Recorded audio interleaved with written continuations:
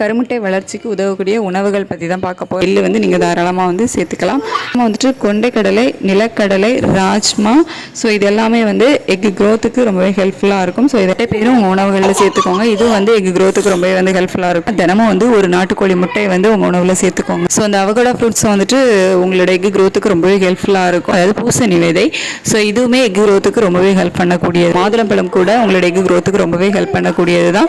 So இது கூட நீங்கள் வந்து அடிக்கடி எடுத்துக்கலாம். பாதாம் ப்ளஸ் வால்நட், ஸோ இதை வந்து நீங்கள் ஊற வச்சு எடுக்கணும். அதாவது சோக் பண்ணி வாட்டரில் வந்து முந்தின நாள் நைட்டு ஊற வச்சுட்டு நெக்ஸ்ட் எடுக்கிறது.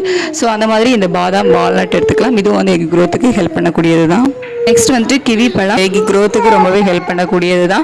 ஸோ ஒமேகா 3 ஃபேட்டி ஆசிட் நிறைந்த உணவுகள். ஸோ இந்த ஒமேகா 3 வந்து எதுலலாம் அதிகமாக இருக்கும் அந்த மாதிரியான உணவுகள் வந்து எடுத்துக்கோங்க. நீங்கள் சர்ச் பண்ணி பார்த்தீங்க அப்படின்னாலே வந்து நிறைய வரும்.